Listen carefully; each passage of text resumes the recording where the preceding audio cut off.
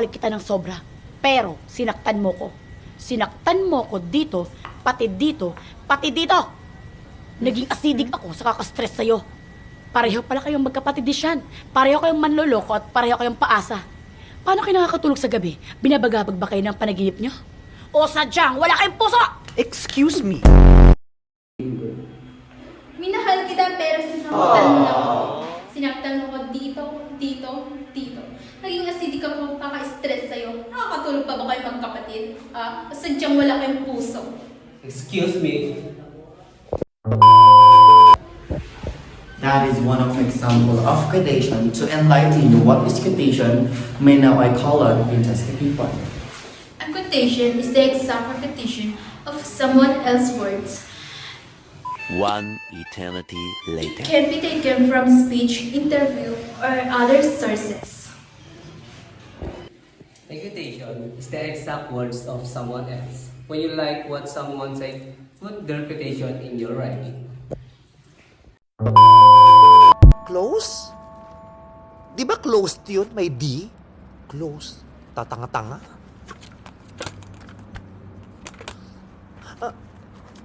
Ayun. Dito nag-D. Opened. Magbubukas ba kayo? Oo, kabubukas lang namin. Ayun, opened. We just opened. Di ba close yun? With D? Tatanga-tanga. Ayun. Open. Dito nag-D. Magbubukas ba kayo? Oo, we will just open. Open. Nay?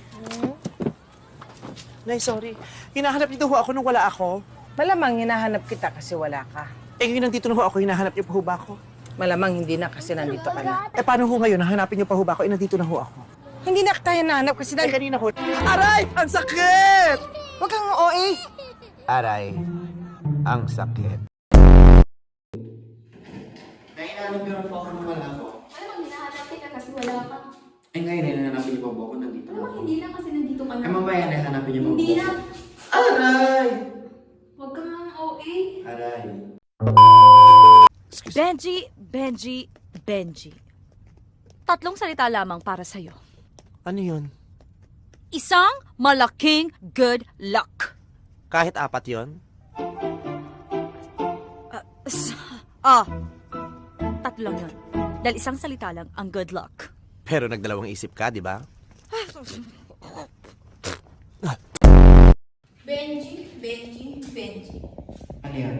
Tatlong salita lang para sa'yo. Isang malaking good luck. Kahit apat yun. Tatlo lang yun.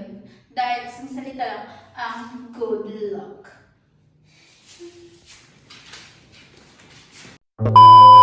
Ano ba pangalan mo? My name is Megan. In short, Meganda. Kala ko Megalis.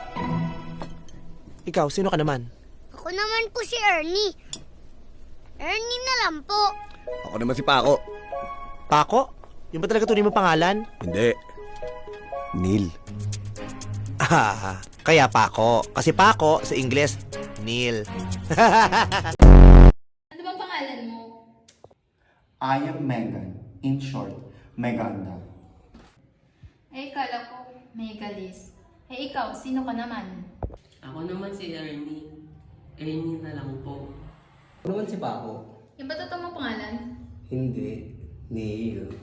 Kaya pala pa ako. Kasi sa English, Neil.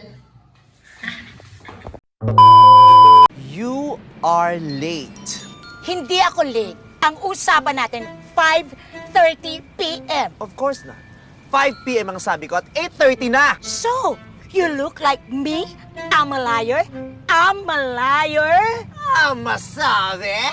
Ano ang malayo na pinagsasabi mo? You are late. Hindi ako late. Ang usapan, 5:30 p.m. Ang sabi ko, 5 p.m. Anong oras na? 8:30 na. You look like me. I'm a liar? I'm a liar? Masabi, pinagsasabi mo dyan, te. Cut.